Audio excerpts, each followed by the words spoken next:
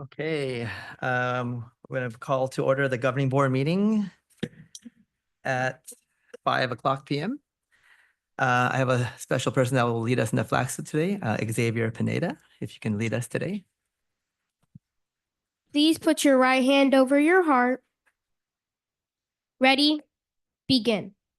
I pledge of allegiance to the flag of the United States of America and to the republic for which it stands, one nation, under God, indivisible, with liberty and justice for all. Thank you, Xavier. Awesome job. I put him on the spot and he just did it like that. That's how adaptable our students are. So awesome. Let it be known that all governing board members are present. Audience notification of audio taping, streaming, and recording for open session. That this meeting is being taped, broadcasted, and recorded. Approval of agenda. Do I have a motion to approve February 11th agenda? Motion. Thank you, Mr. Second. Frutos. Thank you, Ms. Shed. Second. All those in favor? Aye. Aye. Motion passes 5-0. Governing board comments. We'll start with Mr. Jensen. Thank you. So I would like to thank all the students and parents in attendance this evening as part of the celebration regarding the Superintendent's Cup. Especially want to welcome from Corey, Jeremy Kim, Julian Moreno, and Moody Al-Rahame, and Coach Kim representing Corey, or not Corey, Emory. My apologies. So just wanted to welcome you here. Looking forward to your presentation on the Superintendent's Cup and participation in that. Also looking forward to our presentation on the LCAP mid-year and especially on tonight's dual language immersion program, of which I am super excited. So looking really forward to that. Otherwise, thank you. Thank you, Mrs. Estrada. Hello, I just wanted to welcome everyone, students, staff, and faculty. Thank you for being here today. Looking very much forward to the Superintendent's Cup presentation. I could see we have a couple cones set out, so very much buzzing with excitement today. And I would also like to thank a couple of our students and our coach, Mr. Greg Sorensen, Israel Rivas, and Camila Flores. Thank you so much for attending and for representing our school. I'm so glad to be matching colors with you guys today. And that's all from my report. Ms. Shed. Thank you. Well, hello, everyone. I'm also looking forward to the presentations tonight. And I want to, well, let me see. On the Whitaker team, we have Jack with us, Lena, and Marcel. Thank you so much for coming out to be a part of this presentation. And their coach recognized me before I barely got past him. And he said, "Hi, how are you doing?" He recognized me. I was like, thank you for that enthusiasm. I wanted to say that I went to the Buena Park City Art Show and the place was packed, standing room only at the City Hall. And a lot of principals were there to represent their kids. And Buena Park School District did so well. We showed at every grade level. And we even swept the first grade entrances. So I'm very excited, very proud of our students and the impact that their learning is having on them in the VAPA area.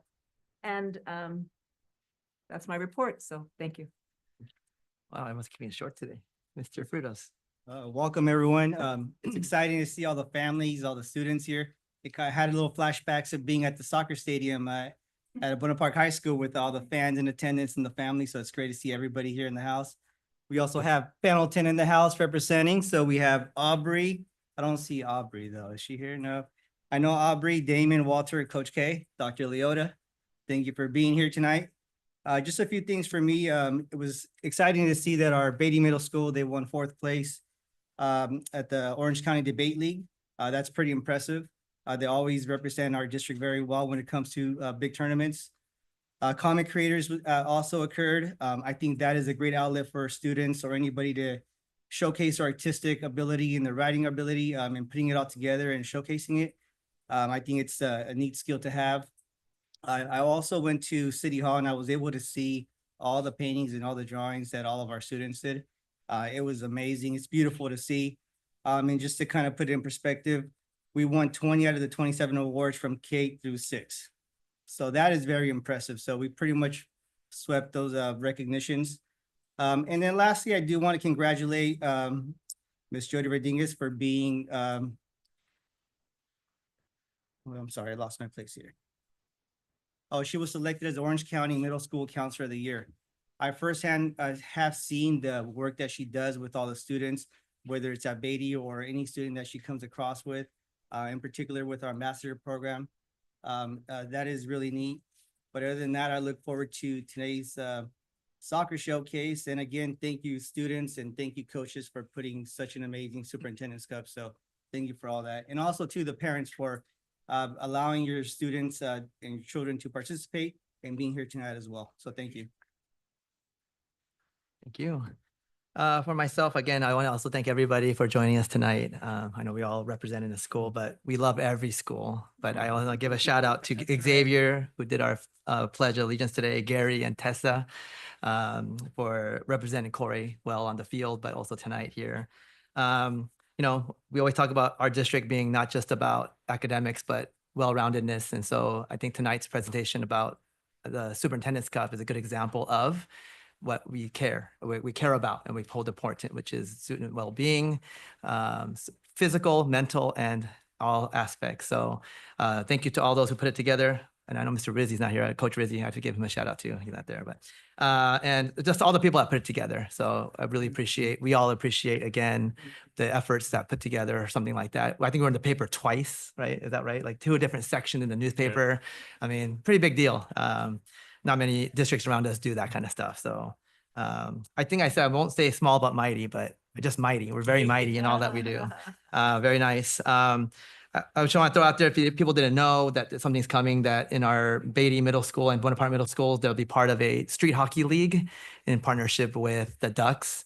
And so the Anaheim Ducks, and if you're a Kings fan, sorry, but Ducks is our local partner. And I believe they're doing something really cool at Beatty this time around to build something out like a real rink. So all you student athletes, if you have something more to look forward to beyond just soccer, hockey is like soccer, but with a stick and a ball, right? So you might have something else to continue to look forward to coming down. Happy Valentine's Day to those who celebrate that. And just looking forward to just another short but cool month with, we get Monday off. So another great thing, look forward to Monday off. So that's it for me, Dr. Lee. Good evening, President Chung, Governing Board of Trustees, Executive Cabinet, and our guests, families, students. Welcome to tonight's board meeting. Want to welcome you. Our board looks quite spiffy tonight. They're very coordinated, representing all of our elementary schools, showing their team spirit. I don't know if you got to see when they stood up for a brief moment that they have the number 1 on their backs, and the number 1 is reserved for the goalie of the team. So very symbolic to their elected positions and how you govern and protect our programs. And so thank you for being in the team spirit and wearing our jerseys tonight.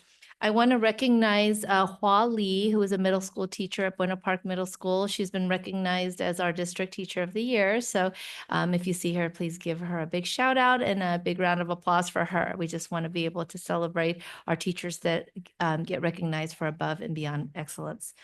I too want to just ditto Trustee Frutos's congratulations to Jody Rodriguez. She is our counselor at Beatty Middle School and has been recognized the County Counselor, Middle School Counselor of the Year. It is a pretty big deal. And seeing that recognition ceremony with all the schools in our county represented and have her go on stage to represent Buena Park School District was a very, very proud moment.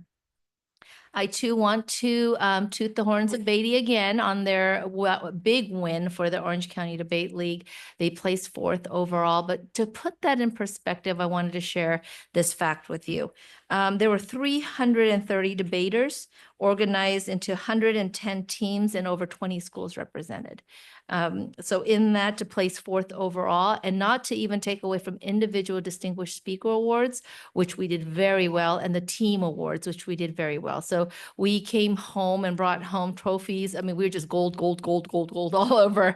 But it was once again just fruits of our labor and the hard work and dedication of not only our staff, but especially our students. It's so difficult to be in positions to be able to articulate and also debate and with other fierce debaters out in the league, and to even place in that arena is pretty amazing.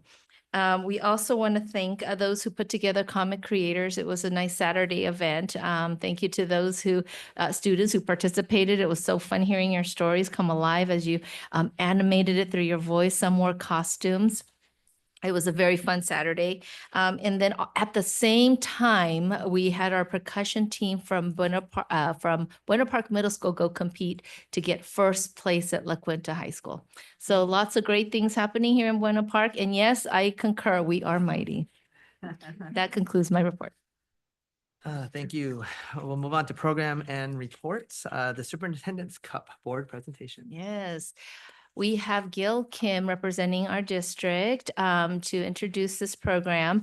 For those of you who know, it's a Saturday event, and I have the honor of being the namesake, where students from across our 5 elementary schools compete. And it's a friendly competition. We wanted to give a glimpse of what goes behind the scenes of what it means to participate in the Superintendent's Cup. So as gifted as our students are, it took a lot of time and practice and love and care from our PE coaches. And so we have with us tonight all of our coaches that help support this program. So much kudos to you, but without further ado, here's Gil Kim.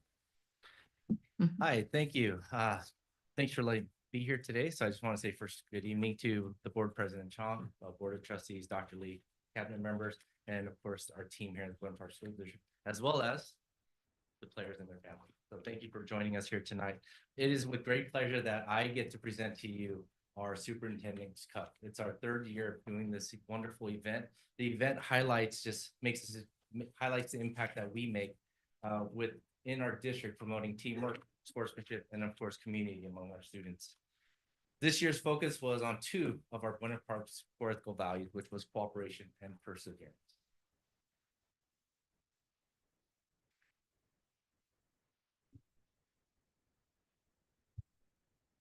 So just a few things, just going over the Superintendent's Cup. The mission of the Superintendent's Cup is to instill 2 of the Buena Park core ethical values, like I said, with cooperation and perseverance. And it also promotes teamwork and promoting the joys of community, physical activity, and working together for the common goal. Goal, get it? Goal. Just want to make sure. So just wanted to go over a few different things. The idea of the Superintendent's Cup began in 2022. And we wanted to bring ways to bring joy back, especially after the difficulties of the pandemic. And so we decided in 2022 to follow the World Cup because soccer is the most popular sport in the world with over 250 million players.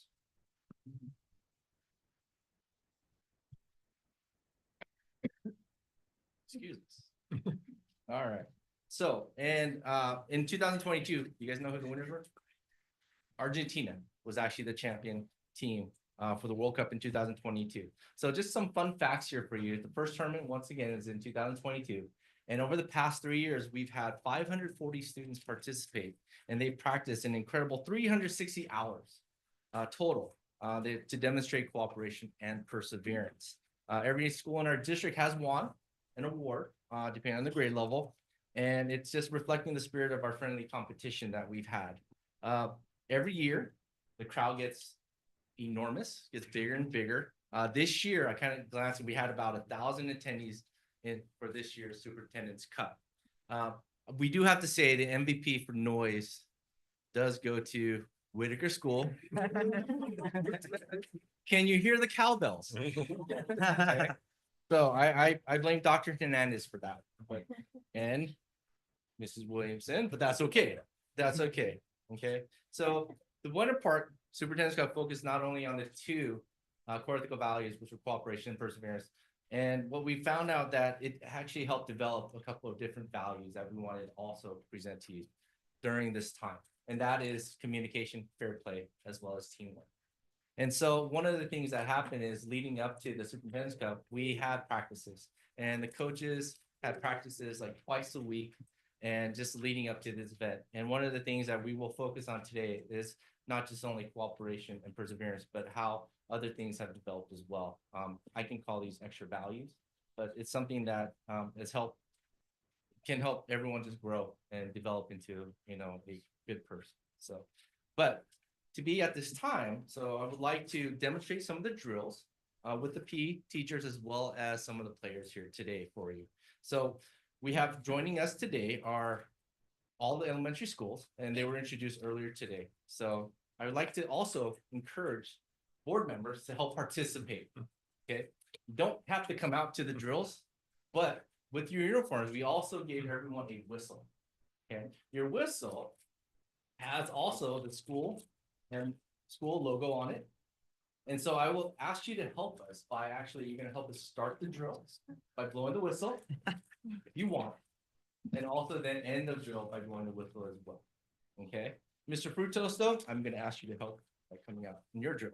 Okay, so when I call your school, if you have the corresponding jersey, you'll be the ones that will be starting the activity. Okay, so at this time, Coach Rizzi is unable to join us today. He's been feeling ill. So I will be his replacement for today. So some of the things that I'll explain, I'm glad we have the students here. And so I would like to have the Corey students come on up. And we have Tessa, who's gonna describe our drill today. No.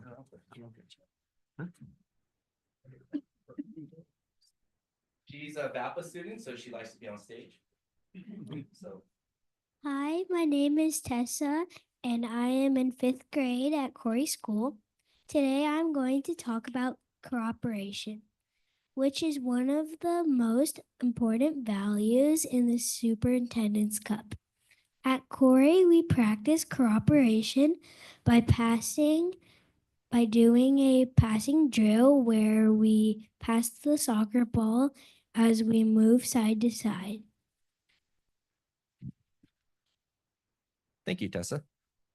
So the students here are going to just demonstrate, they're going to pass sideways. They're just passing side to side. A lot of times we always try to pass forward, but one of the things that they're working on is also the cooperation, like see Xavier signaling. That's the cooperation. Sometimes you use hand signals or also verbal signals to communicate. Oh, stop. Sorry, Mr. Chong. Mr. Chong, they're excited. Thank you, sir. Sorry, Mr. Chong. Thank you. So as they do it, they're passing.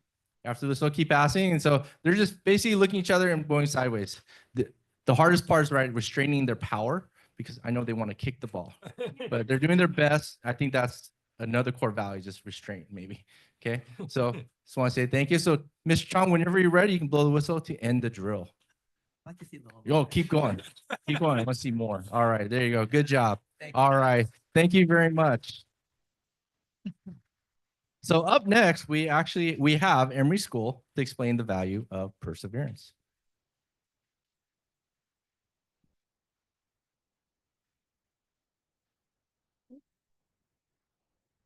Hi, my name is Jeremy Kim, and I'm 5th grade in Emory School. Today, I am going to talk about perseverance, which is another key value of the Superintendent Cup. At Emory, we show perseverance by through our warm-ups, including the activity ball.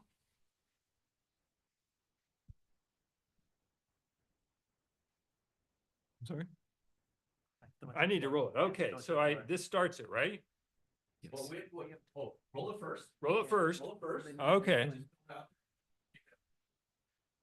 Next up, we have 30 Russian twists. Spread out. No. And then there's one, Mr. Jensen's whistle. Redo. You ready? So initially, the students found these exercises difficult and often saw them as just another chore. However, they learn to push through fatigue, and they learn to embrace hard work as a path to long-term success. So now they approach every drill with determination and a positive mindset, demonstrating the understanding of the value of persistence and dedication.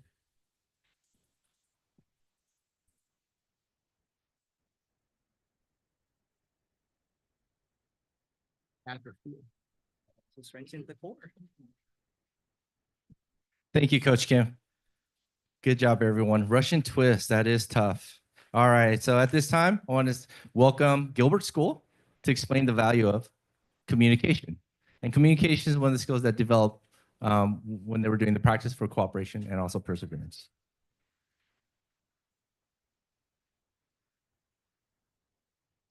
Hi, my name is Camila, and I'm in third grade at Gilbo School. Today, I am going to talk about commuter.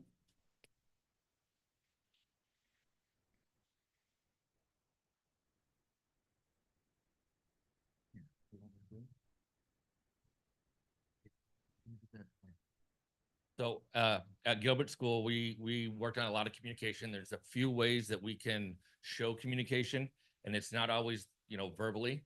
So the first one we're gonna do once we hear a whistle is we're gonna show off. So you two go ahead and go back and go right in the middle, and we'll talk about, remember how you're gonna communicate that you're open without saying a word, right? How are you gonna do that? So wait for the whistle. Okay. Okay, and if you noticed it was a slight, he actually just kind of waved his hands. So that way he's not letting the other team know that he was open. Now, what's another way to communicate? Mila, show me how you do that. How are you going to communicate him that you're open? Say I'm open. That a girl. So she's usually pretty loud on the field, but she said she was open. So, and then the last form of communication, go ahead and pass the ball back to Israel. Now you see the defense, he's playing nice. I appreciate you. All right, so Israel, what happens now? Make that pass. Remember what we talked about? Oh, how do we communicate to him, Camila? No, remember he made a bad pass. What happens? It's okay. Let's move forward. So what we teach at our school is the fact that communication is not only something we do here in any sport, but this can carry over into their recess time, playing with each other, classroom time, helping support each other, and communicating in ways that they're maybe not normally used to doing so. So hold on, we got to wait for the whistle. All right, perfect. Great job, guys. Thank you. Thank you. Thank you, Gilbert School, for demonstrating communication. And now here's Pendleton School, who explained the value of fair play. So Mr. Frutos, can you come out, please? Hey, we play basketball together. I know you can do this. We're good.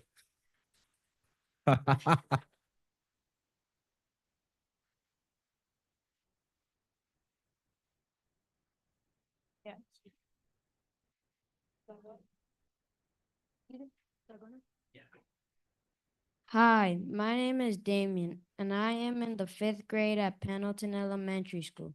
I'm going to tell you about fair play. At Pendleton, we show fair play by cheering each other on and giving high fives in a high five line at the end of the game. So Mr. Frutos, no whistle on this one. You get to just start the high five line. What do you say? So Yeah, so during our high five lines, we make sure we encourage the other team, acknowledge that they play very well, and just kind of helps encourage friendships. And yeah. Thank you, Pendleton School, for demonstrating fair play. Thank you. I know you just want to blow the whistle. That's okay. That's okay. I know we give you a whistle, and you know what? You have to blow. So the next school we have here is Whitaker School, who will explain the value of teamwork.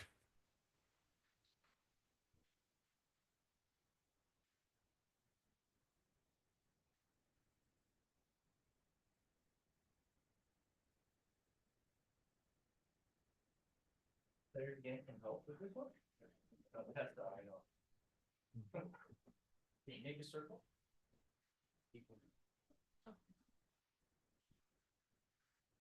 Hi, my name is Marcelo, and I'm in 5th grade at Whitaker School. Teamwork is another trait that came out at Whitaker.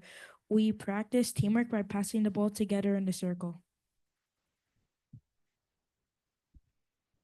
So teamwork was one of the main things that we wanted to focus on at Whitaker. So for teamwork, we're going to put the ball on the ground and we have a full circle. And the students are going to pass the ball to each other. And if they don't know their name, they're going to use communication and they're going to ask, "What's your name?" And they are going to pass the ball to them using their name.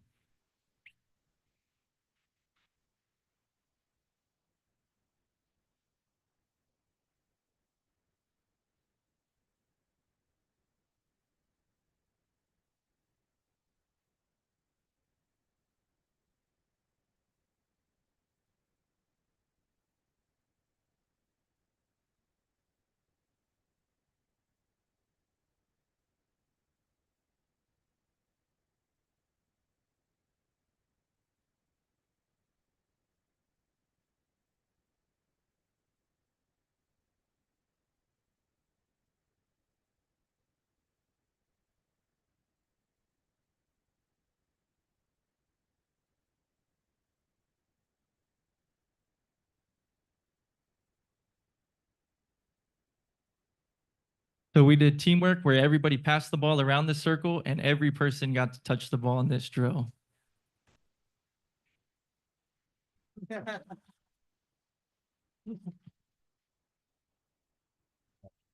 Thank you to all the players and the coaches. But the next thing we want to highlight is the coaches. None of this could have happened without our coaches here. And I just want to make sure that we lift them up as well. And so if the PE coaches that we have are from Corey School, who's not here, once again, is Brandon Rizzi. For Emory School is Paul. Can we give him a round of applause when I call their name? And then Coach Paul Kim from Emory School. Coach Greg Sorensen, Gilbert School. Coach Jeff Priestley McConnell from Pendleton School. And then Coach Mitch Bell from Whitaker School. So as stated before, the two core ethical values that we emphasized during Superintendent's Cup were cooperation, perseverance. But over the course of the 2 months of practice, the PE coaches observed additional values naturally emerging because of these core values. These values included communication, fair play, and teamwork. Together, these values and traits not only enhance our students' abilities as players, but also contributed to their individual growth. Okay, so now the PE coaches will come up and kind of take you through what they saw during the 2 months of practice.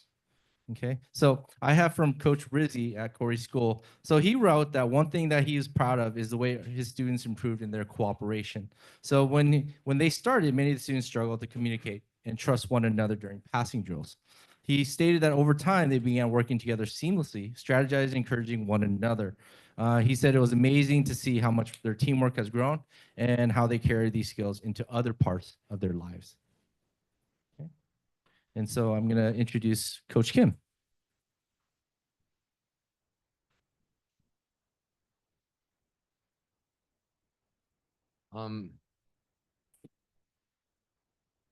It was great to see the growth from the team. A lot of times, even during our warm-up activity, they struggled, but they kept at it, and we tried to teach them that rewards and results don't come instantly, but they need to work through obstacles and stay committed so that they see progress over time. And they persevered and they kept at it. And it was good to see them work hard and embrace hard work and show that they understand the importance of perseverance. Thank you, Coach Kim. Coach Sorensen. Well, for me, as far as the kids, I love seeing the fact that they would come out and try new things. They weren't scared. This is one of the main reasons I have these two here is because Camila, she was hands down one of the hardest working young players we had out there, hustling every time, and she's developed so much. But Israel, his passing skills and the way he controls the ball is so impressive and infectious that they were trying to be so supportive of each other and other students who were new to the game or just trying. We had great camaraderie from third graders, fourth and fifth. We'd play against each other. If something didn't go right or somebody felt down, they were picking each other up. They were helping support some of the older kids, were helping support some of the younger kids in their development in the game of soccer and trying to be extremely supportive the whole way around. So I loved how not only the team, but even the kids that tried out in general to come out, you see it transfer over into recess playing soccer with each other, or even handball for that matter. They're helping each other, being supportive, but continuing to challenge themselves and not be, you know, hurtful and have a great mind to where they're sharing their knowledge they've learned with some of the younger kids that they get to play with as well. So I found that to be extremely rewarding for me. And I see it in the kids and how they're growing and developing as a group and as individuals. Thank you. Thank you, Coach. Coach Jeff.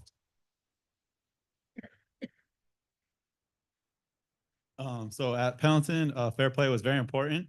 Activities like the high five line reinforce the importance of respecting and encouraging one another, regardless whether we won or lost.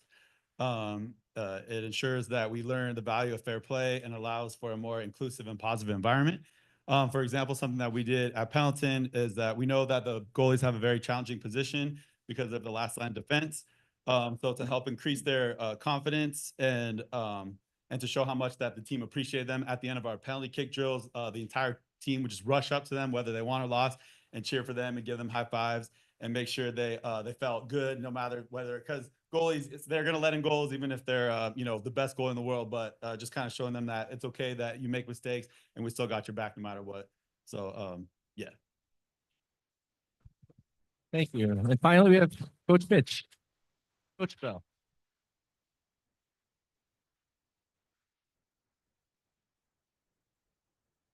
So at Whitaker, we focused on teamwork as being one of our main values. And one of the biggest things that we can say about teamwork is our goalie got really, really sick before the tournament and we needed somebody to show up. And Marcel stepped in the goal without hesitation, and his whole team, they believed in him. They know because he practices all the time. And it's such a great thing to see. And going beyond soccer with all the kids at the school, we have our after school program, and even if they weren't on the soccer team, all of our teammates, all the people that were on the soccer team, they would welcome them and they would just all play together. And it felt like it was a whole soccer team of Whitaker that was more than the 12 or the 36 players that we had. It's like there's 60 of them out there, and it's like a whole Whitaker team. It's amazing to see. And it's because of you guys. So thank you guys for showing teamwork. And then thank you for all the families, because you guys are part of the team also, and obviously all the board that put this all together for us. So thank you.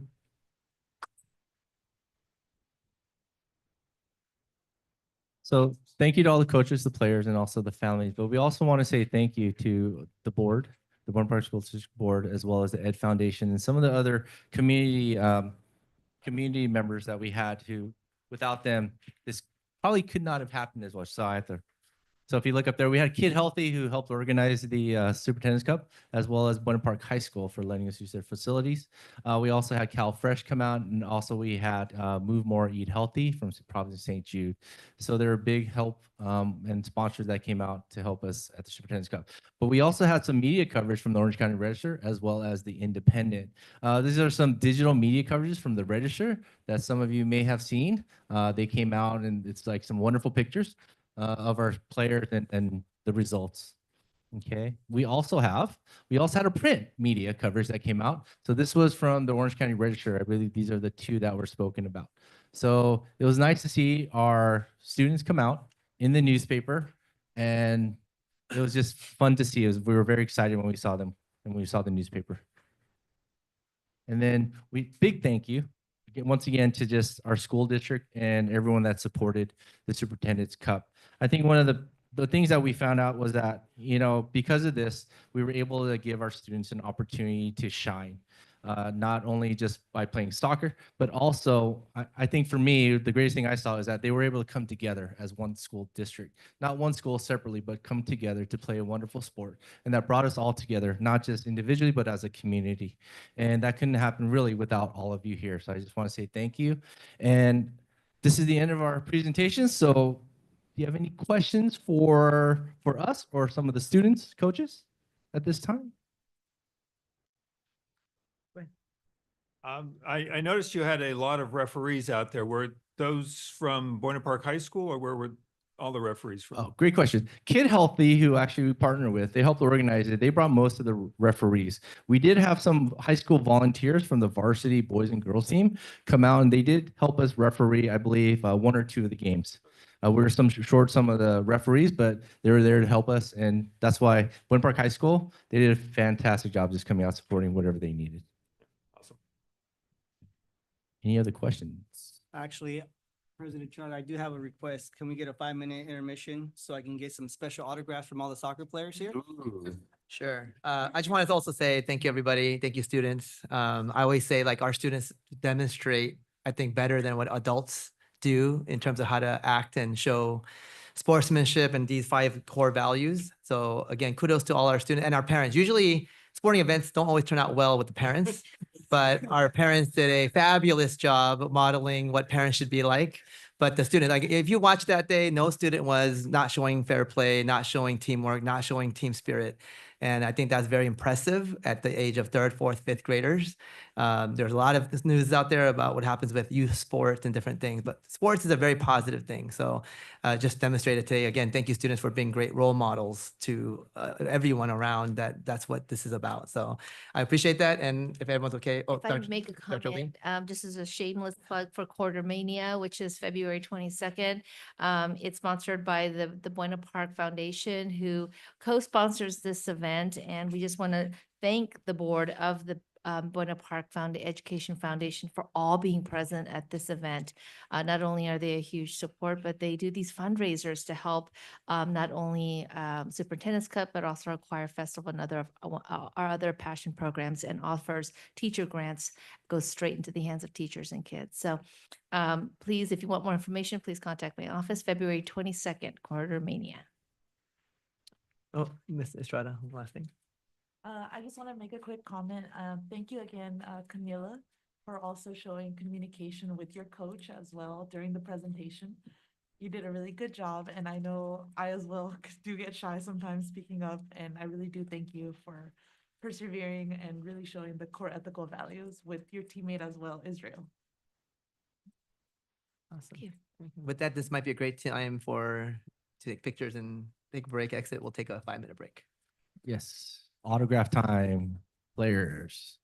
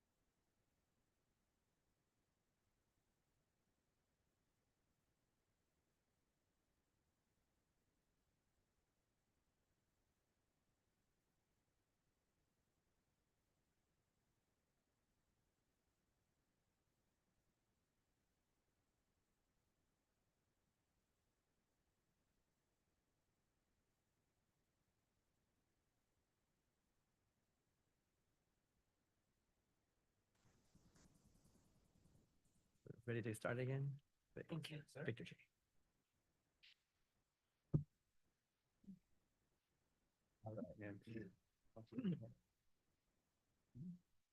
Oh. Right, we'll be resuming here, but Mr. Frutos, you wanna? Yes, so right now I know our players already left and our coaches, but I was able to get an autograph from all the players and coaches. And then I wanted to give this to Superintendent Dr. Lee, so she can host it up somewhere in her office.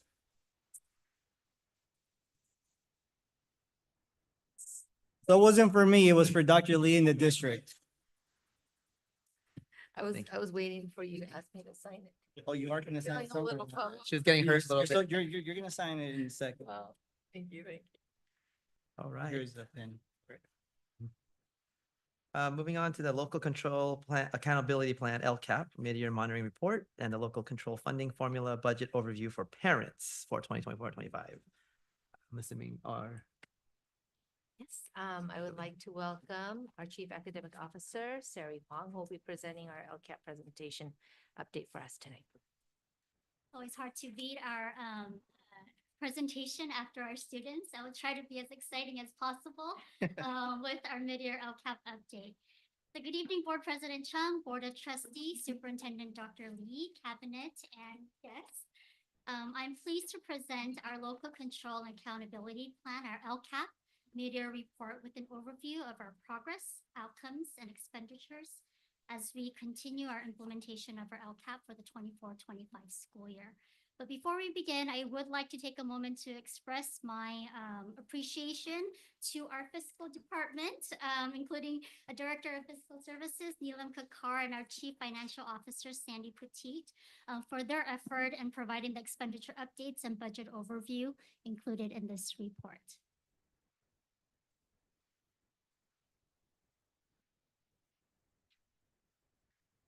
The Senate Bill 114 requires all local educational agencies to present a mid-year update on the LCAP and the budget overview for parents at a publicly scheduled board meeting before February 28th. Hence, we're presenting this to you during our February board meeting. This update includes all available mid-year outcome data related to the metrics in our current LCAP as a mid-year expenditure and implementation data for all planned actions. So this budget overview represents the 2024-25 first interim revenue by funding source for the Buena Park School District. It consists of two pie charts illustrating the breakdown of the LCFF, or the Local Control Funding Formula, funds and other revenue resources. The LCAP budget should clearly demonstrate how funds will be used to increase or improve services for students identified as high need, such as our foster youth, our low-income students, and English learners. So if you see here in the left pie chart, this is an overall revenue breakdown. This chart shows the total revenue sources for the district, which includes the total LCFF funds, which is the greatest percentage shown here in 72% of our revenue. All other state funds, which is 15% of our total revenue. All local funds, 9%, and all federal funds, which is 4%. The pie chart to the right is a breakdown of our LCFF funds. So the smaller pie chart to the right is pretty much the green area in the pie chart you see to the left broken down, where you see that it provides more details in terms of what those LCFF funds entail.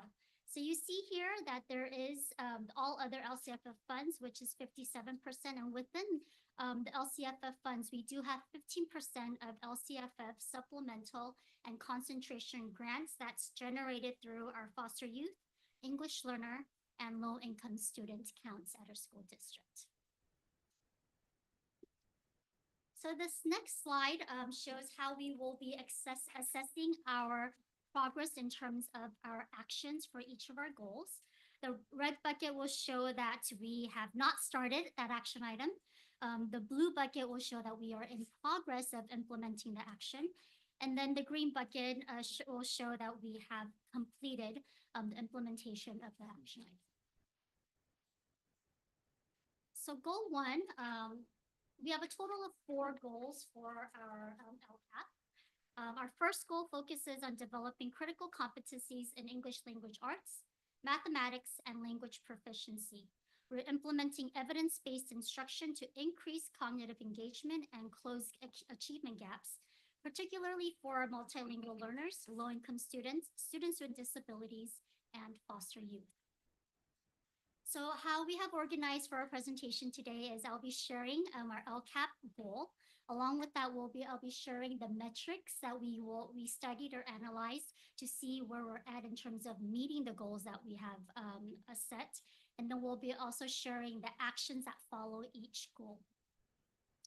So next, we'll be looking at the metrics to monitor our progress for LCAP Goal 1.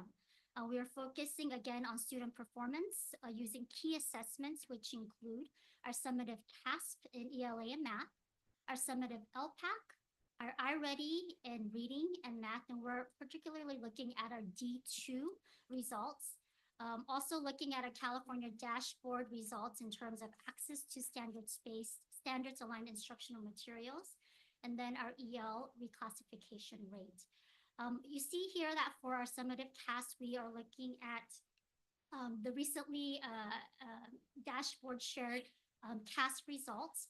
For our iReady, I did indicate there that we are still in the process of finalizing our winter D2 iReady data. When I was preparing this and the actual full report, we still had some students outstanding in terms of completing the iReady.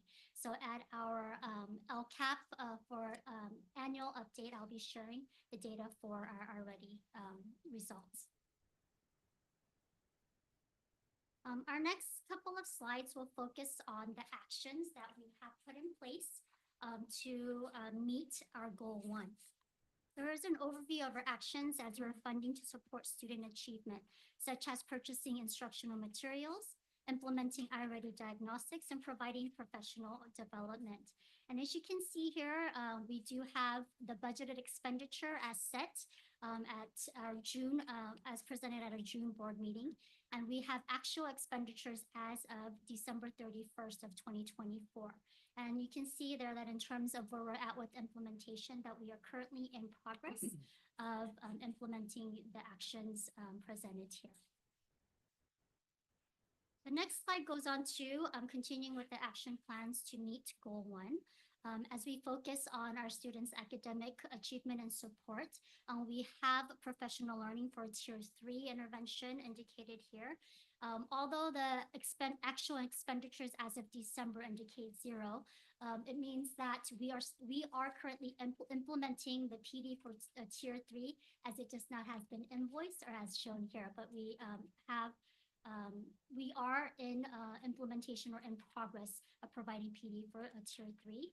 We also have action items here along with our professional learning communities or PLCs for our teachers to collaborate to look at student data and look at items to support instructional practices, along with their math professional development as well too in terms of CGI.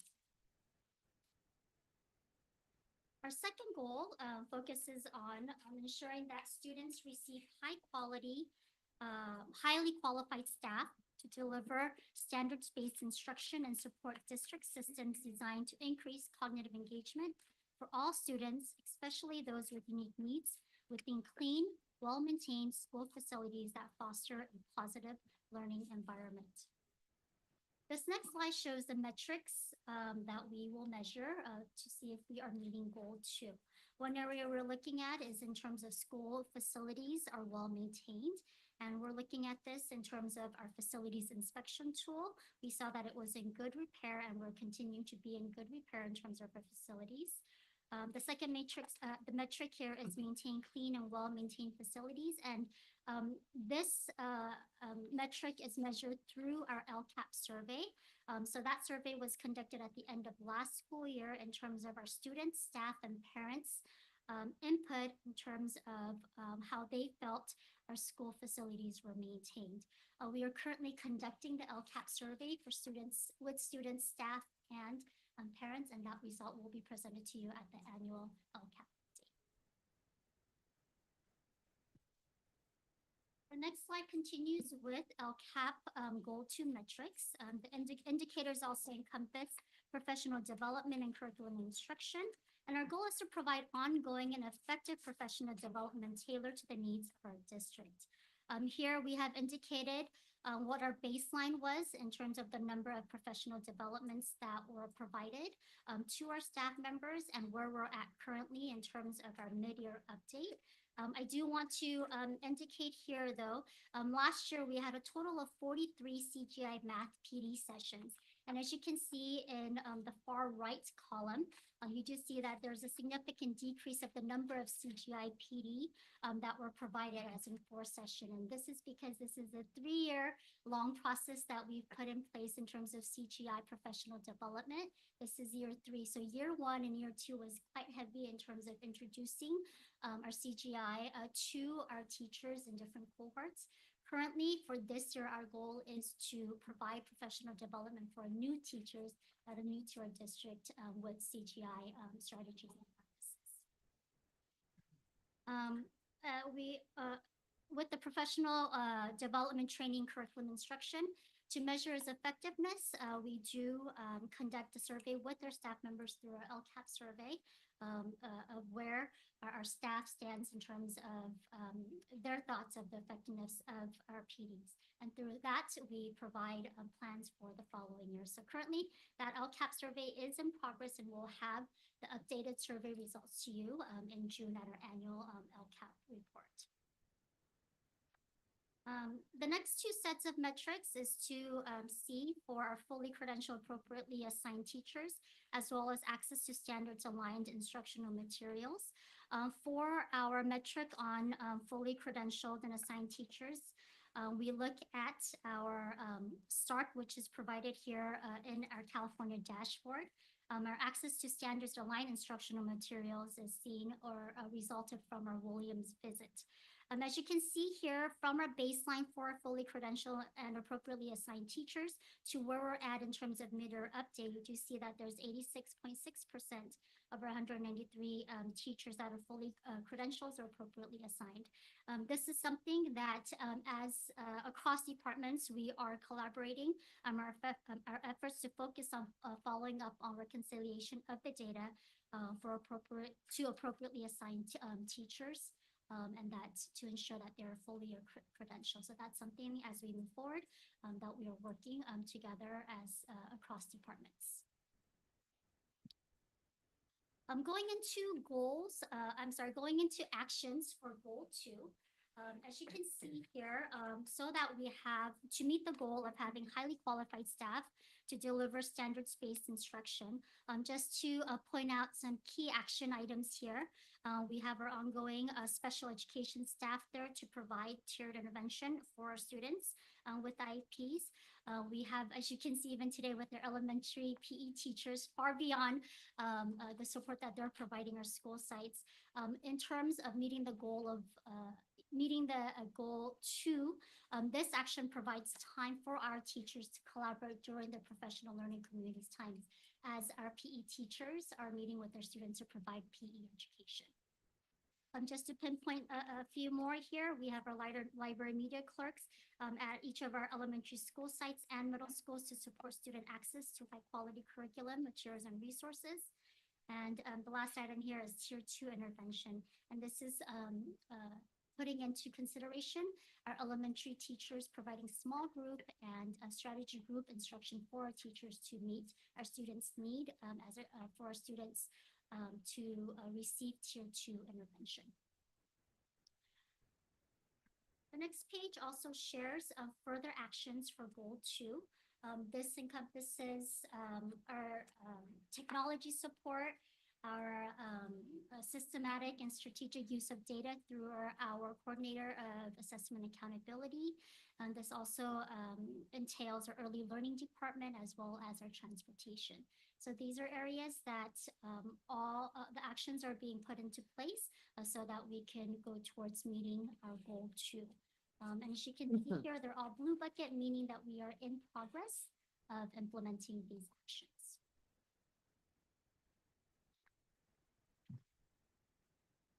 Goal 3 focuses on increasing student outcomes through impactful instruction and expanding college and career pathways. Once again, to measure how we are doing in terms of meeting our goal 3, we look at our physical fitness tests, our PFTs, for our 5th and 7th graders. Our PFTs will occur in February. We have our CAST science assessment that we look at. And then also we look at our Scholar Advance data for student enrollment. So our Scholar Advance is giving our students opportunities to engage in GATE-like activities, looking at multiple measures to provide that support and access to our students. And as we can see here, this year we do see an increase of enrollment in our Scholarly Advanced program. The next metrics that we see here is to measure how we're doing in terms of our program offerings, our elective offerings, as well as alternative course, in addition to our passion programs. And we measure this by looking at our LCAP survey data. So we ask students if they feel that they have access to after-school programs. They feel that we have elective courses, ample elective courses offered. Are there honors or advanced courses offered? For passion programs, we do ask parents as well too if they feel that we are providing adequate information about our passion program so that they have an opportunity to access that for their child, and also for to ask our parents having information and knowing that the students have opportunities for visual and performing arts programs. So currently, we are again conducting the LCAP survey, and updates to that result will be provided to you during our June LCAP annual report. Going into actions for Goal 3, we continue to invest in college and career readiness programs. As you can see here, we have our STEM instruction and PD, where we do provide site allocations for those items, continuing the work with our passion programs at each of our school sites, looking at our district passion or support of passion programs from a district stance, whether it is with our AVID program or IB program. We have funding to support our GATE, as well as our GATE Scholar program, and currently these are all being implemented or in progress of implementing. Thank you for your support as our students, our 6th grade students enjoyed the outdoor science camp in January at Camp Pelly. So that is marked as being completed.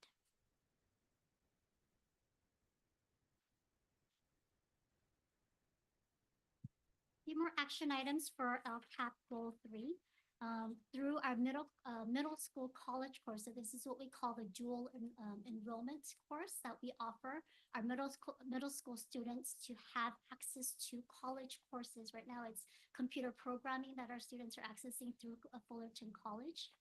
So that's one offering we have here so that our students have the opportunity to be college and career bounded. We do have alternative learning programs such as our independent studies, Academy for Accelerated Learning. We have outdoor wellness activities that we provide site allocations to support that piece. In addition to that, we see our music instruction teacher, and one more to mention here is our program specialist. And all of these items are currently in progress. I know that for the middle school college course, in terms of the actual expenditures, we do see a 0. We do have invoices coming in for school materials, but we were able to actually partner with Fullerton College where they will be providing the tuition for our students. So that's going to be an area that we'll see some cost savings that will just be in terms of material costs that we'll be providing for our students to have access to. So our last goal is Goal 4. So our 4th goal promotes student emotional engagement and connectedness through cultural responsive learning environments. We focus on attendance, student well-being, and school climate. The next couple of slides, once again, will be I'll be sharing the metrics that we use to measure where we're at in terms of implementation of our action items for Goal 4. You see here that we looked at our attendance data. chronic absenteeism data, suspension data, expulsion data. These are data that is available, whether it's through our California dashboard or even through our ARIES to see where we're at in terms of our data in meeting these goals. We do have the student connectedness and engagement, and that is through our social emotional survey that we provide to our students 2 times a year, once during the fall and once during the spring. So the data that you see in the mid-year on the last column here is from our fall data. The survey is conducted for K-2 students through the teacher's perspectives. For their 3rd through 8th grade students, it's the students actually completing the data on their devices on their own. So for supportive relationships, questions regarding questions to see where we're at with the supportive relationship. We ask questions if they feel supported through their relationships with friends, family, and adults at school. The emotional regulation, the questions ask how they feel in terms of how they are able to regulate their emotions. So through those measures, we're able to see where our students are at, whether in attendance, suspension, or student connectedness and engagement.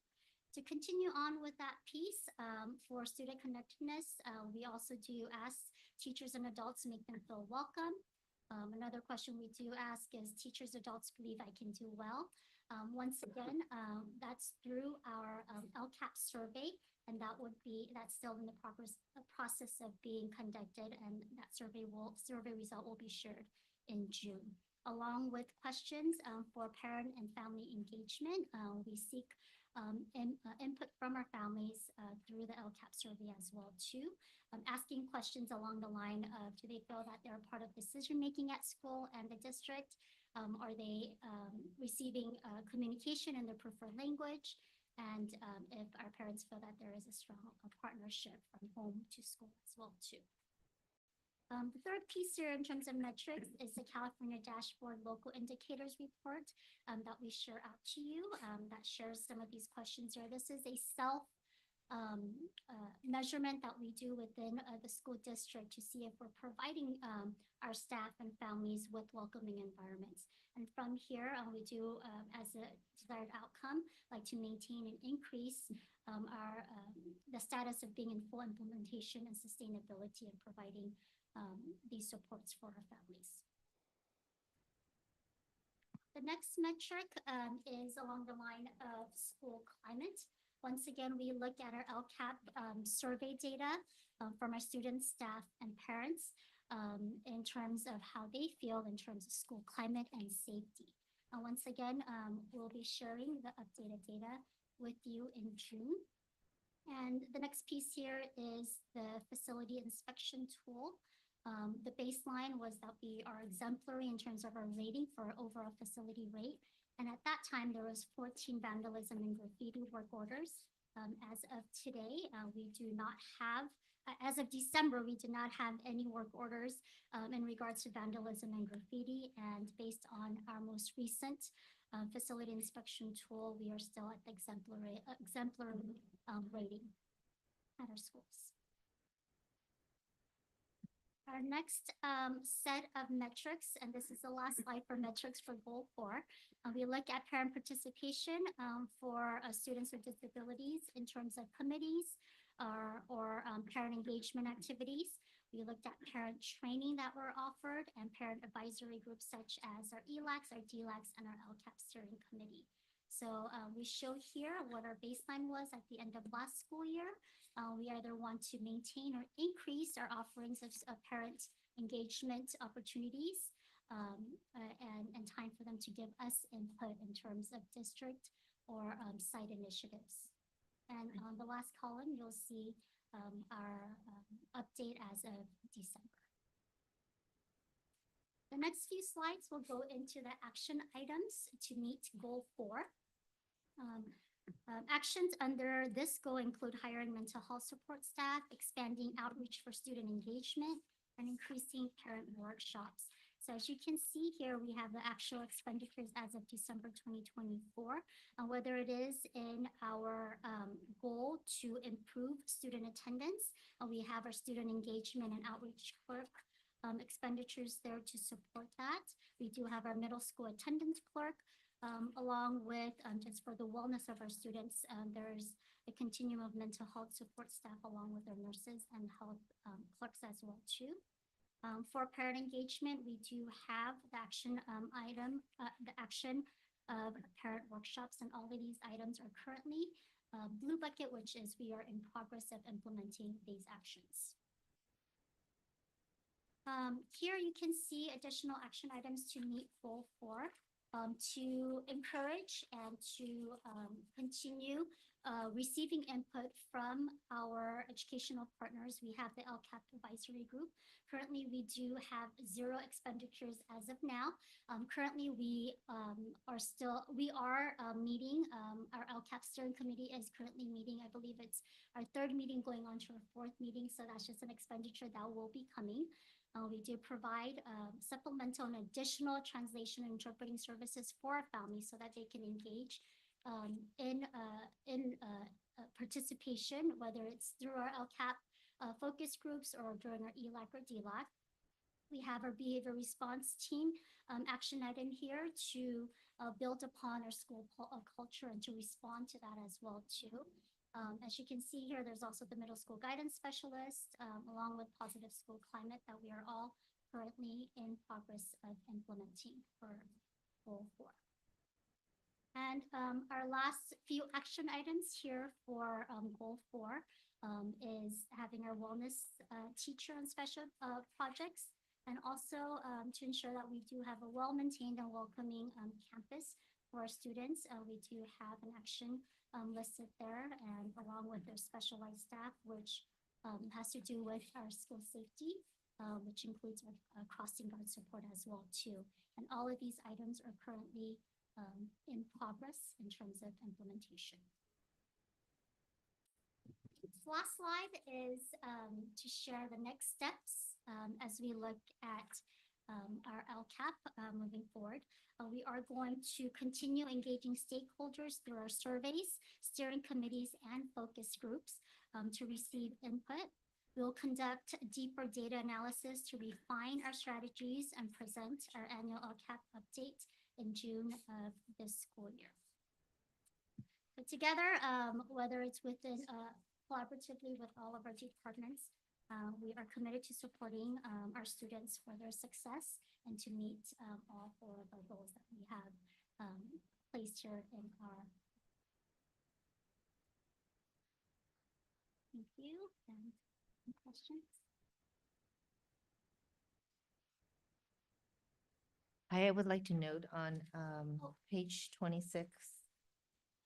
Yeah, on the bullet, there has been a revision made from what was publicly posted on Friday, if you wouldn't mind reviewing that.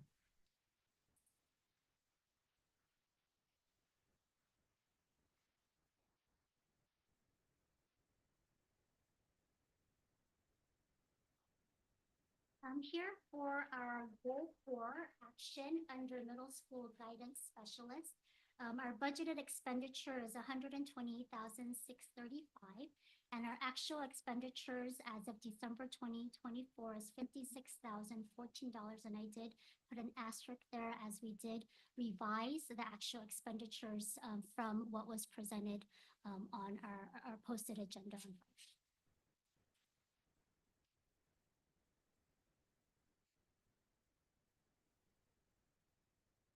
Any comments?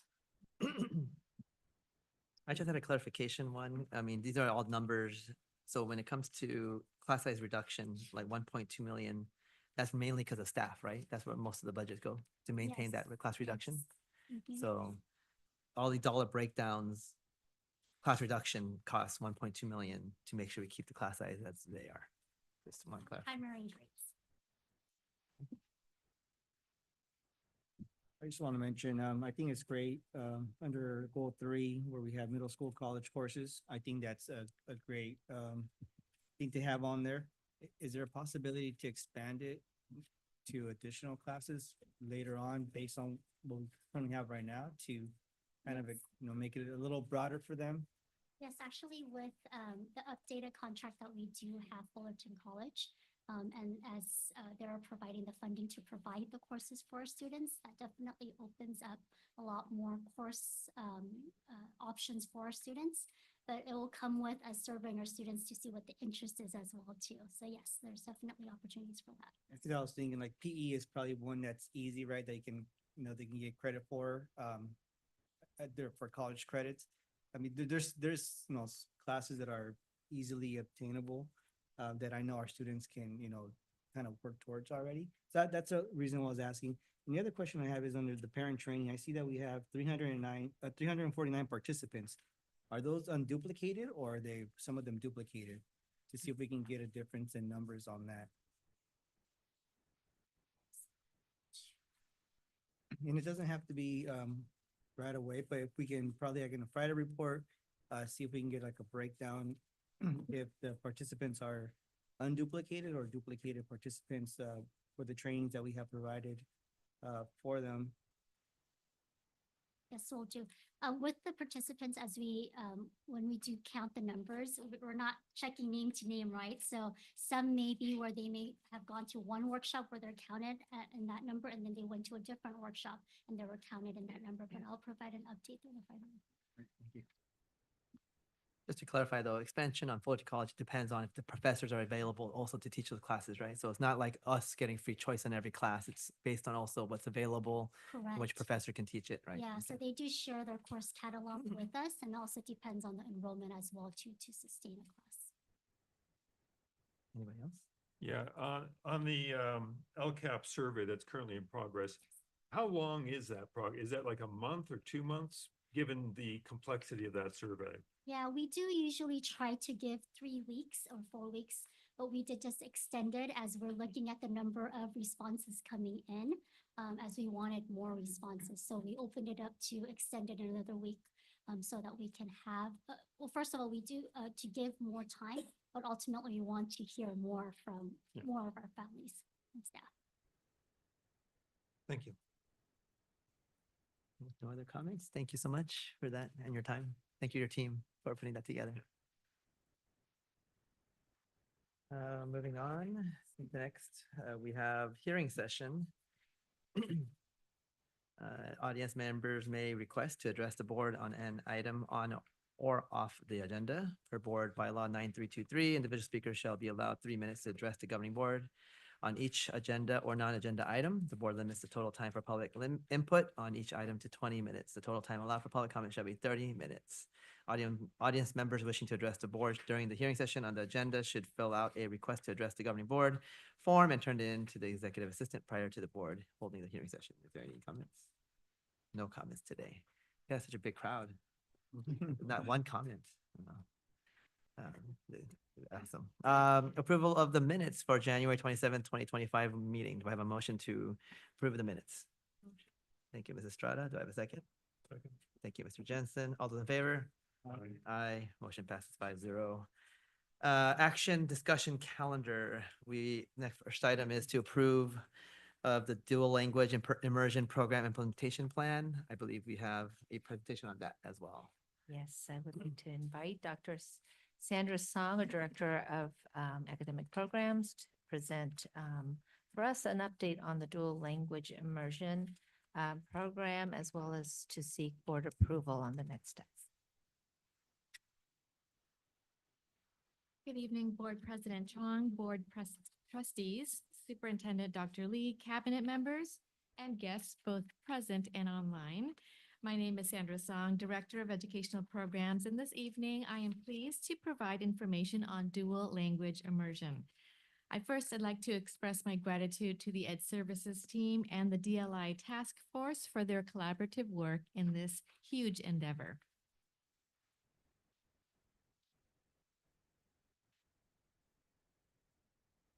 To begin this presentation on dual language immersion, I'd like to ground us in a common definition.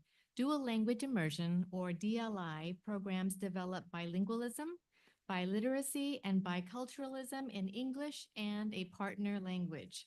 Students learn to think, read, write, and communicate naturally in 2 languages by learning academic content, such as math, science, history, in both the partner language as well as English.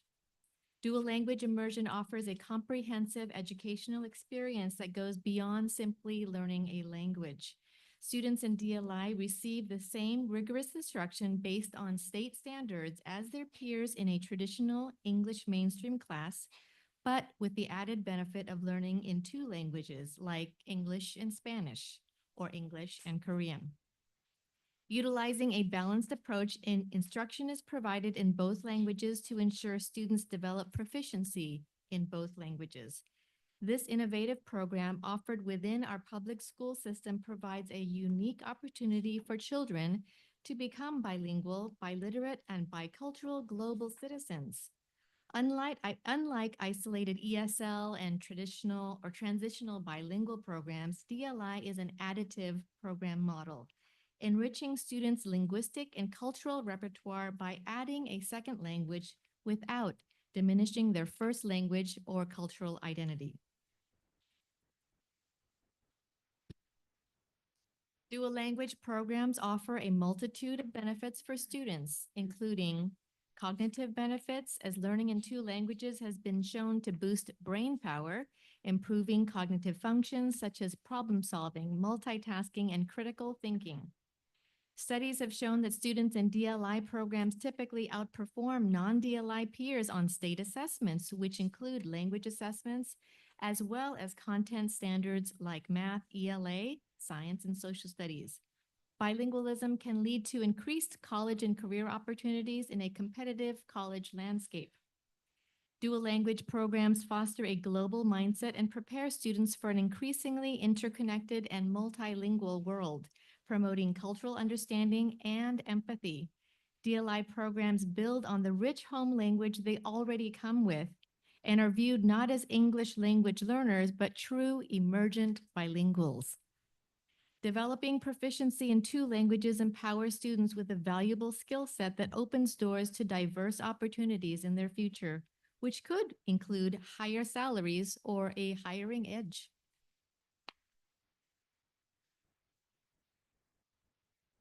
In October, the DLI task force was established to undertake this comprehensive work of developing a robust DLI program.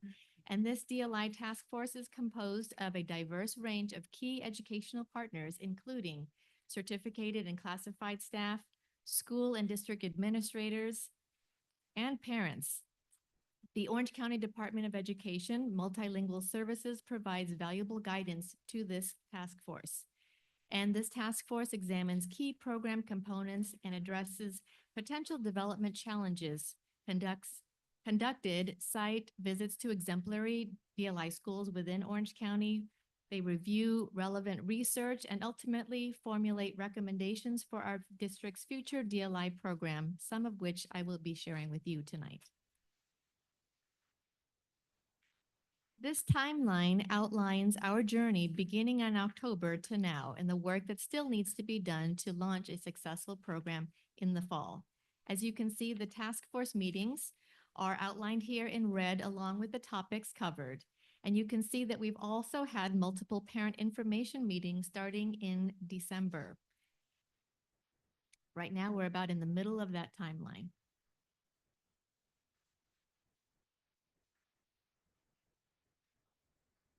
Our dual language program is founded on the three core pillars of dual language education derived from the widely respected guiding principles for dual language education. This framework, along with the California Department of Education California English Learner Roadmap Policy and the dual language playbooks from the U.S. Department of Education, provides a strong research-based foundation for schools and districts to develop and maintain high-quality programs that foster bilingualism, biliteracy, and strong academic achievement. The task force worked collectively on creating this vision that you see at the top to prepare students to be confident global citizens in a multilingual, multicultural world. The three pillars are our three goals of the Dual Language Academy. High academic achievement. Students are held to the same rigorous high standards as their peers in English mainstream classrooms. Bilingualism and biliteracy. This program aims to develop students who are proficient in both English as well as a partner language in both oral and written communication, and balanced instruction in both languages ensure the development of strong language skills in both languages.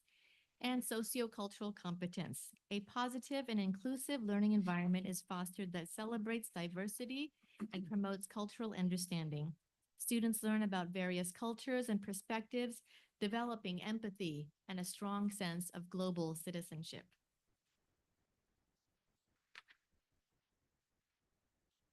The task force studied the research on two major models of dual language learning known as the 90-10 and the 50-50 models.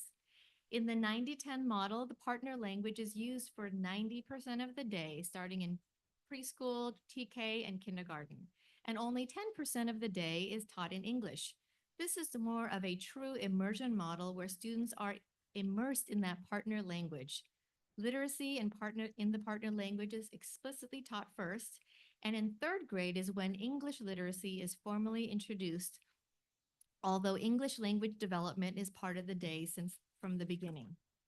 Research shows that the more partner language in the instructional day, a 90-10 versus a 50-50, leads to higher levels of partner language and bilingual proficiency.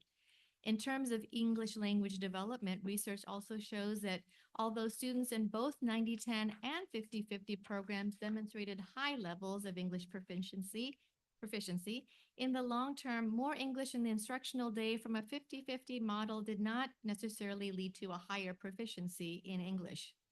Also, the 50-50 model typically uses a team-teacher approach to ensure that there is separation of languages for instruction and no translation, and a daily physical movement of students from one room to another. After studying the research, consulting with other DLI schools, and looking at the needs of our students, the task force recommends the 90-10 model for the Spanish dual language program. California was the first state educational agency to implement the State Seal of Biliteracy in 2011, and now it is implemented in all 50 states. This State Seal of Biliteracy, marked by a gold seal on the diploma or transcript, recognizes high school graduates who have attained a high level of proficiency in speaking, reading, and writing in one or more languages in addition to English. The traditional pathway to earn this prestigious seal is through elementary dual language programs starting in kindergarten and then continuing on in middle and high school, where at least 2 or more classes are taught in the partner language.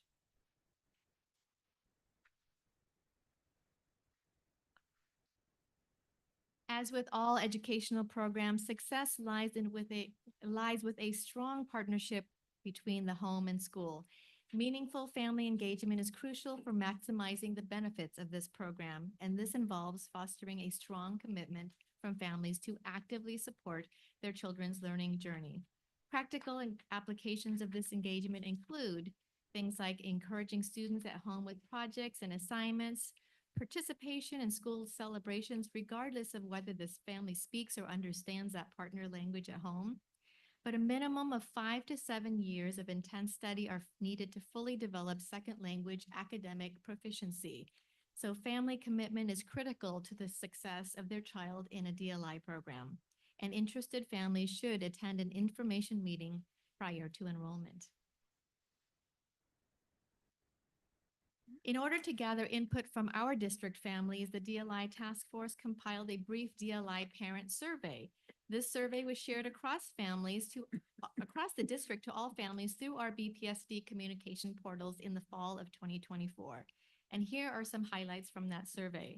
The first question polled participants, and of the responses, we see that most responses came from Emory and Gilbert schools. This next question asked, do you support having a dual language program in Buena Park School District? And as you can see, over 93% of our families responded with a yes. In addition to this recent survey, input through the years from parents from district English language advisory committees, DLACs, and feedback from parents through various parent meetings like ELACs support the desire for DLI in Buena Park. This question asked, what partner language would you like to see offered in Buena Park School District? And as you can see, over 70% responded Spanish. and the next largest percentage was close to 20%, which was Korean.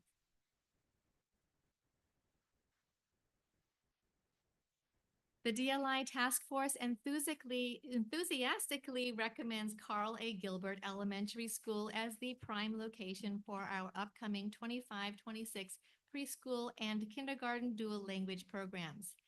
This recommendation comes from years of consistent community support, including recent parent surveys, which have clearly indicated a strong desire for a Spanish dual language program at Gilbert, as well as parent input from both ELAC and DLAC meetings. Recognizing the importance of accessibility, Gilbert's thriving walkable community ensures that families can easily participate in this valuable program without facing significant logistical challenges. Furthermore, Gilbert's spacious campus provides the ideal setting for implementing multiple DLI tracks, fostering a rich and inclusive learning environment for all students. The exciting opening of the brand new Gilbert Early Learning Center presents an opportunity to launch this innovative program in a state-of-the-art environment. Program interest forms are now open, and we've already hosted several parent information meetings beginning in December, and they continued through January and February. Applications for the preschool program are accepted all year, and children are enrolled according to program availability, eligibility, and space. For preschool, children must be at least 2.5 years of age to begin preschool, or may begin on or after they reach the age of 2 years and 6 months. This slide outlines the priority order for enrolling students in the kindergarten dual language program, and here is a breakdown. Students residing within the Gilbert boundaries would have first priority to enroll in kindergarten DLI, and anyone within BPSD outside of Gilbert can apply for this program at Gilbert with an intra-district transfer.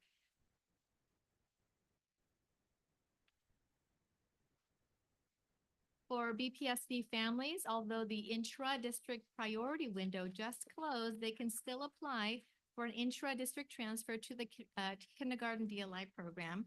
They can apply online through our Informed K-12 on the district website to see all the requirements, keeping in mind that placement depends on available space. For families outside of BPSD, inter-district transfer applications will become available on February 18th. But their first step is to obtain a release from their home school district office and then visit our student support office for a paper application. And just a reminder that inter-district transfers do require a yearly renewal. This is a list of some frequently asked questions that we've gotten from parents over the years and from the parent survey. These questions and their answers will be published on the forthcoming DLI webpage on our district website.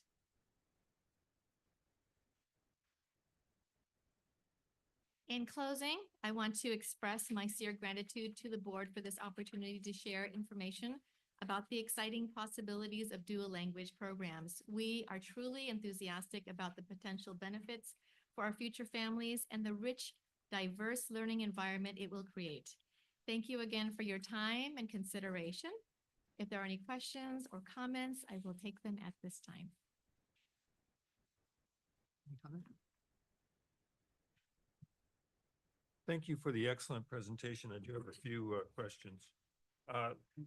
What is your expected participation for the program? One full class in preschool and kindergarten.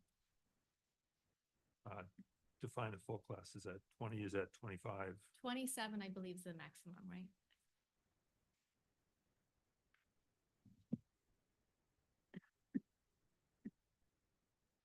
And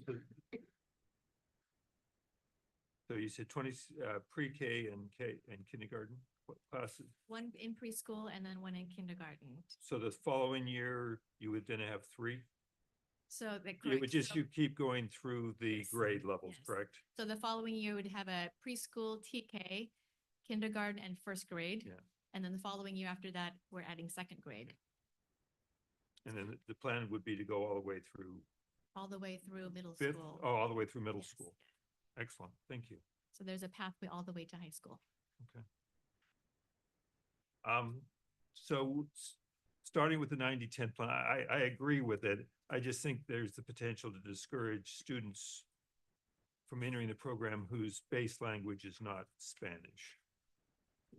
But I realize where you're centering it, and I understand, the point there, but it would be nice if, it's hard to drop into a classroom that's 90% Spanish and only 10% English. If you're an English speaker and you want your child to, basically live in Southern California going forward, so, So. but I understand the choice there. Yeah, it is not uncommon for students to enter a DLI 90-10 DLI program with literally zero amount of that partner language. It happens quite Good. frequently, and so there is no requirement for any language at the beginning.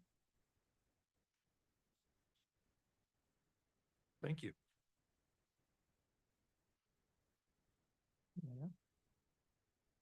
Yeah. Thank you for that. Appreciate your presentation and the information so much.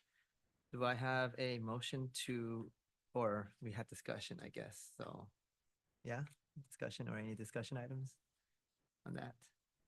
If not, do I have a motion to approve the dual On language? the discussion, so we're limiting, the priority is those within the Gilbert area as opposed to this district, yet this is a district.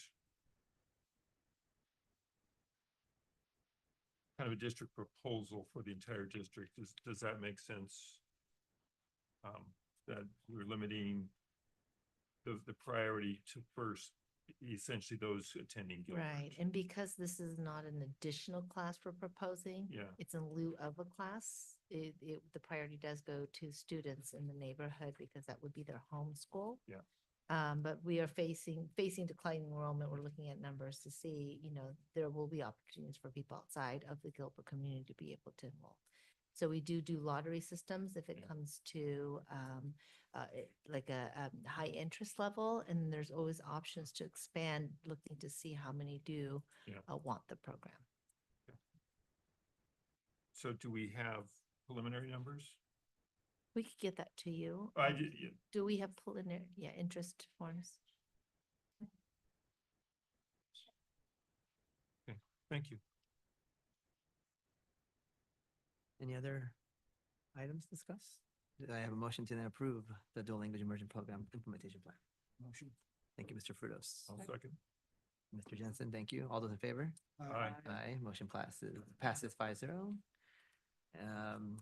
Again, thank you for the presentation. Moving on to adoption of resolution 24-14 to establish temporary interfund transfers of special restricted fund monies for the fiscal year 2024-25. Anybody have any discussion items for that? I think Is there this was a some pretty questions. standard yearly event? Yes, it is. Thank you. I think that's this temporary, right? So like it's just in case and having it ready, so. No discussion, then do I have a motion to approve? Motion. Or adopt, I'm sorry. Motion and then resolution, so roll call. Yeah, so motion to approve, do I have a second by Brent, Mrs. Estrada, and then roll call. Yes. Mr. Frutos, Mr. Jensen, Yes. Mrs. Estrada? Yes. Ms. Shed? Yes. And I'm a yes, so motion passes 5-0 for the resolution.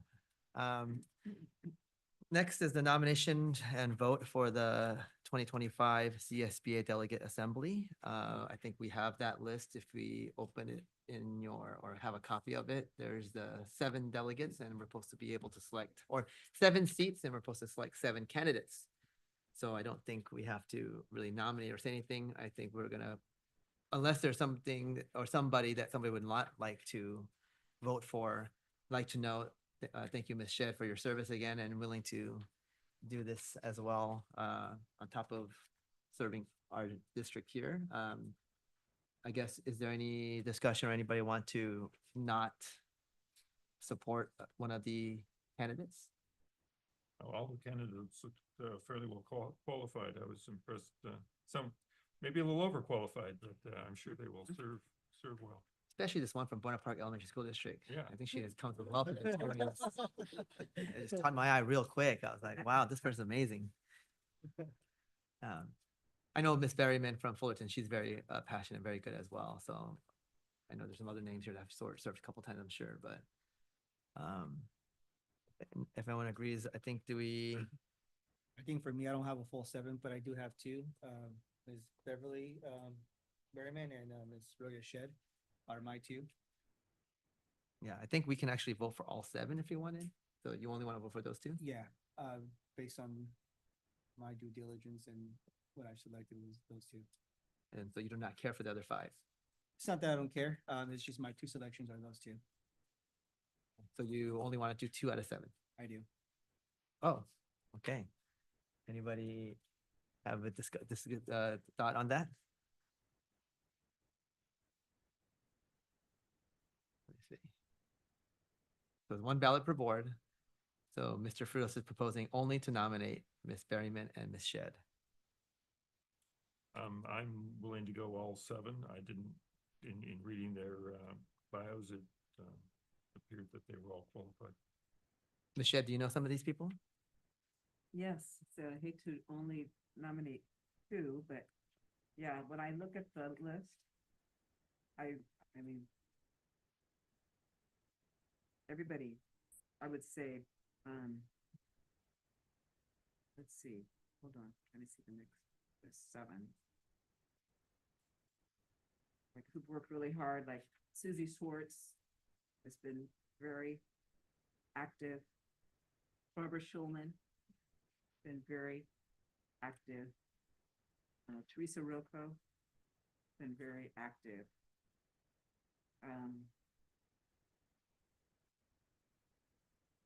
Carrie Flanders. Our neighbor Anaheim, Jackie Philbert, very active. So I think on our ballot, though, we have a total of 7 names. Well, you know what, that's what I was saying. I Don't know me. think that Oh. we could vote for all of them. Have you worked with the other 5 Yeah, or 6? yeah, I would, Like Jessica Guerrero, oh, you know, Montez? the only, well, I have one, I hate to say this. Politically, one that you would, I would support Beverly, Bonnie, Jessica, Angela, and Susie.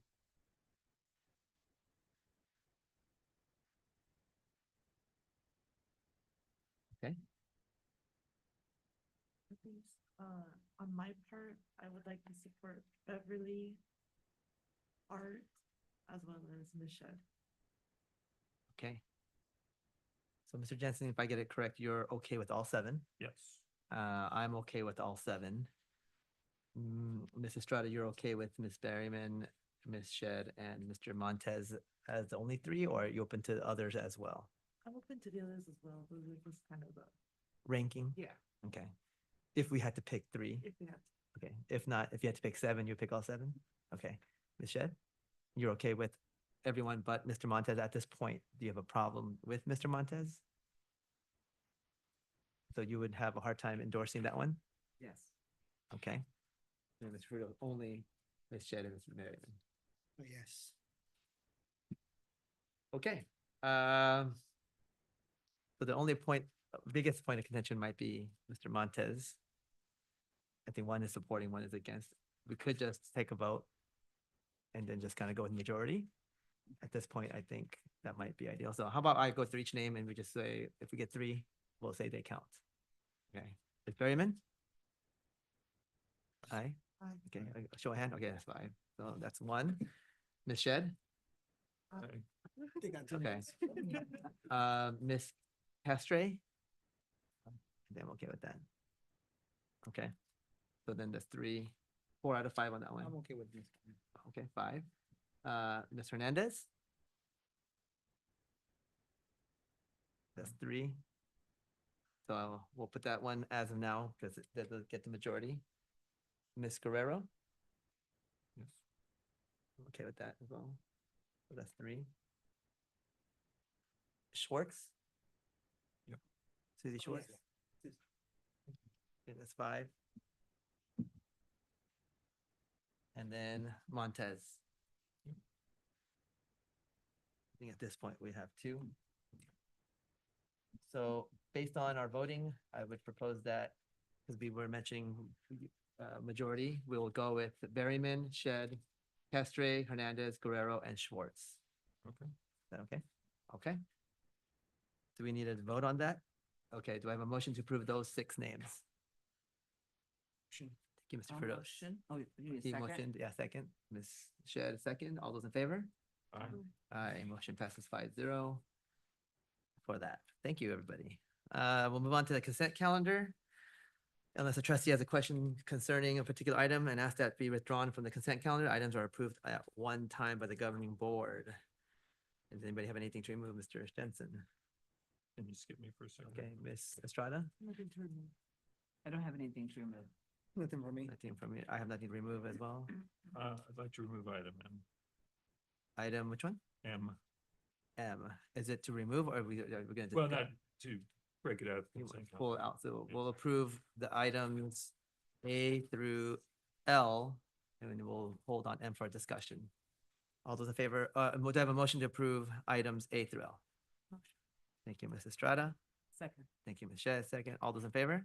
Aye. Aye, motion passed 5-0. I guess can discuss M at this point. Approve the purchase and warranty of fabric shade structures from US Shade via CMAS. What would you like to discuss? This is probably a train the new board member time, but so I realize we have contracts that we can piggyback on. We had discussed this at I think the previous meeting. But I don't understand whether they actually bid on the actual project and give us a number. How do we know how much they're going to charge us for the services we need? With correlation to the CMAS contract here, Yeah. these are individual items that were mass bid or bid at the federal level. And then the state of California adopted that. So basically, the Government Services Agency may have held the bid and they do a line item. So there's a list of products with a not to exceed price. So when we go to that not to exceed price, when we go to bid, we go back and our due diligence in this process is to make sure that that item is on that list not to exceed. We have been lucky in this district that we've had people who've gone through their due diligence and therefore have caught items listed or misquoted on there, and we received the benefit of that. We've also gone back and said this item is not larger. These contracts also allow that each district that use a piggyback go to the company that has issued, who received that piggyback award to negotiate further for a better price. So just because it's listed at that CMAS price, we can always go down. We have to Yeah. prove how we went down, but Yeah. we can never go over. Is it possible to list the CMAS price on as part of the package? So we know what's about how much we're approving, because at this point it says I'm approving an infinite amount of money. Basically, by law, Yeah. we have unlimited Right. access to that Yeah. restriction, but the CMAS price listings are publicly available on the, and we can actually pull those numbers as we go through, so we can tell you, like, this is what we're going to get product X, Y, and Z. Yeah. Then we get you the CMAS list pricing for that product and then showcase that. That's something we would do as part of our, when we go and procure, but we don't know that pricing because we don't know all the different parts that we're going to need. So we rely on the contractors to provide the parts that we're going to need. Even if we were going to purchase it ourselves, we still have someone to tell us, you need this, this, and this. I have a question for you. Then. Are you worried about the team not being able to get fair price, or are you worried about that they may go exceeding? I'm just curious what your Well, thoughts would be. Worried about. I'm always worried about approving a contract with an unlimited amount of funds. There is no cap listed in the contract. There is through backdoors and stuff, there's a limit, and that's why, Mr. Magner, I, greatly appreciate your explanation. I just have, personal problems with saying, yeah, it's unlimited and we can do that, but there's things in place to keep that All right, from approving the, happening. when we send the contract to be approved by the governing board, we're asking permission to use this in future during the term of the contract. We have other requirements by the contract, our own purchasing operations, the board policies that put limits on what we can and can't do. We also are really understand our budget for certain projects. We don't want to go over that budget. Yeah. So we do have our internal process to do it, but when we take a look at a device, we're looking at we're a small school district. We don't necessarily always have the time to do this type of piggyback procurement. So we would never lead a piggyback on this, Right. but we will definitely take advantage of Take advantage, yeah, and I understand the cost advantage of not having to go out and do the bidding yourself, qualifying the supplier and all that. That's fairly significant, hence the reason it's just kind of a personal thing of saying there's no limit, there's no number that I'm approving, I'm just approving this contract. I think the assurance though is that it's saying it's particularly fabric shade structure. So it's Yeah. not like they have a blank check to buy millions of dollars of fabric Yeah. shade. No, So no, that I then it would understand, catch yeah. us. So I think if it was like, we just approve you to have a blank check to go buy stuff for construction, now I think that's a problem. But I think if they didn't list the exact of Yeah. what item it is, I think anything related to CMAS or CUPCA, these kind of things are very, very monitored. Yeah. So that it's like a blank check, but a very cautious and like Yeah. strict check that you really don't have unlimited because Yeah. you're not gonna be able to do that. Yeah. I mean, again, I don't think if they don't list the specific item and what they're going for, it would be a problem for us. But Yeah.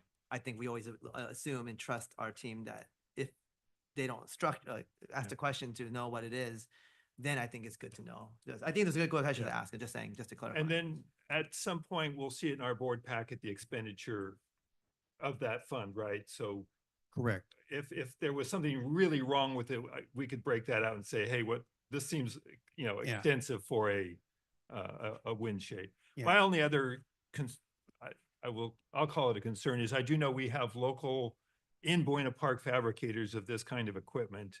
And it's just kind of disheartening that I realize the cost savings, but that we're not potentially using a very local supplier that might be employing some of our parents.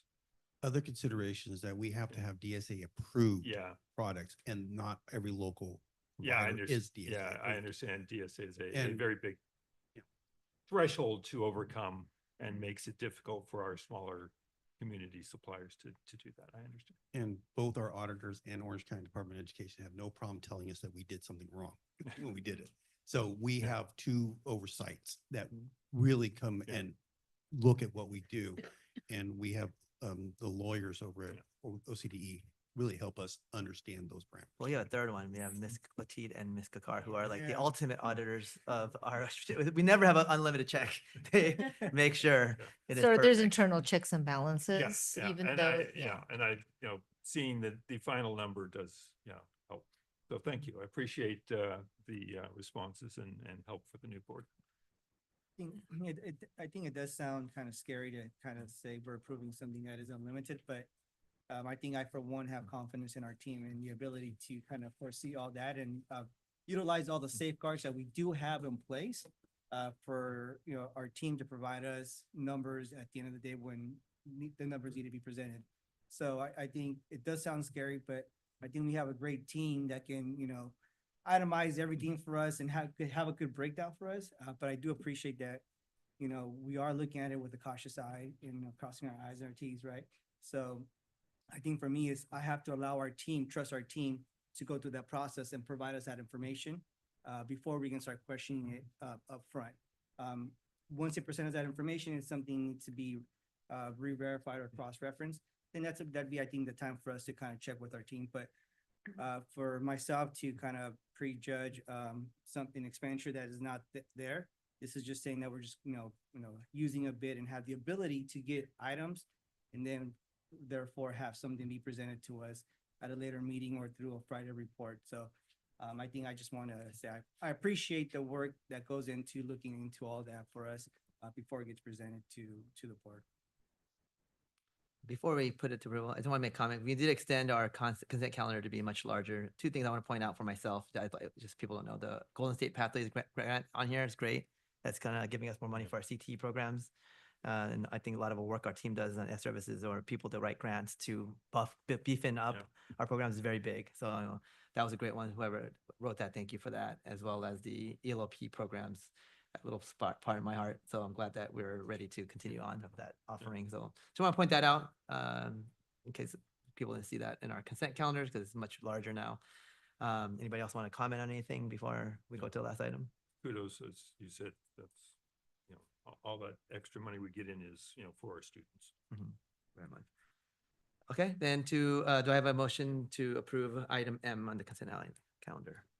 On motion. Thank you, Mr. Jensen. Do I have a second? Second. Mr. Frutos, all those in favor? Aye. Aye, motion passes 5-0. And information correspondence, Williams Settlement Legislation 24-25 Quarter 2 Report. I want to say we're a clean report again. Okay, I'll say it for you. I told Thank you. I stole your thunder, sorry. Thank you. Love it. Would you like to say, how did our report go, by the way? We have 0 findings on Okay. textbook instructional materials as well as facility conditions and teacher vacancies and misassignments. As always, thank you.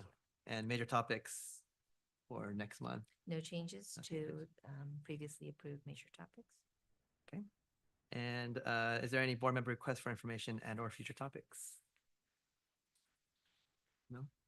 I think just for me, I think with so much happening, so much change happening, I think federal advocacy and local legislature advocacy, if there's any trainings or any conferences that we may benefit from to expand our professional development in regards to a lot of the changes and things that are happening.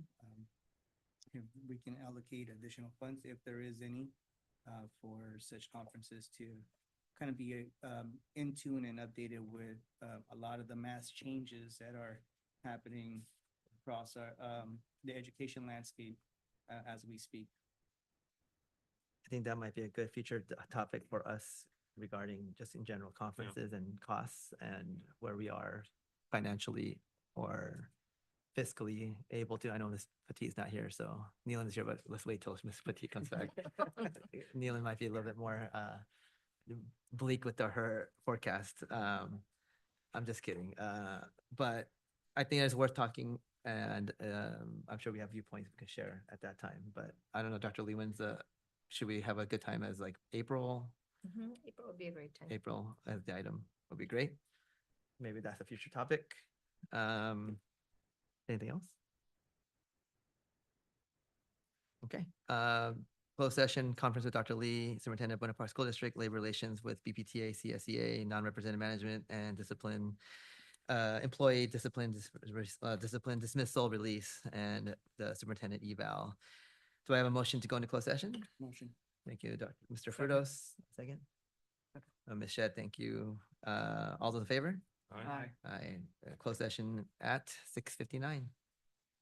Thank you, everybody.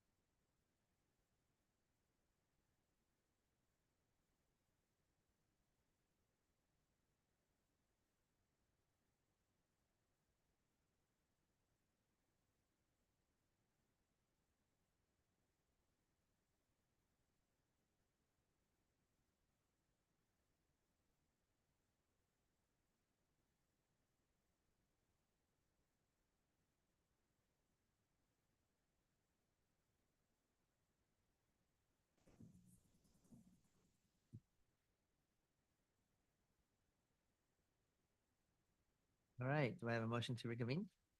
Motion. Second. Okay, motion by Ms. Estrada, second by Ms. Shed. All those in favor? Aye. Aye, motion, we're reconvening at 8:48. Nothing to report out of closed session. Do I have a motion to close? Motion by Mr. Frutos, Second. second by Mr. Jensen. All those in favor? Aye. Aye, motion pass, adjournment at 8:48.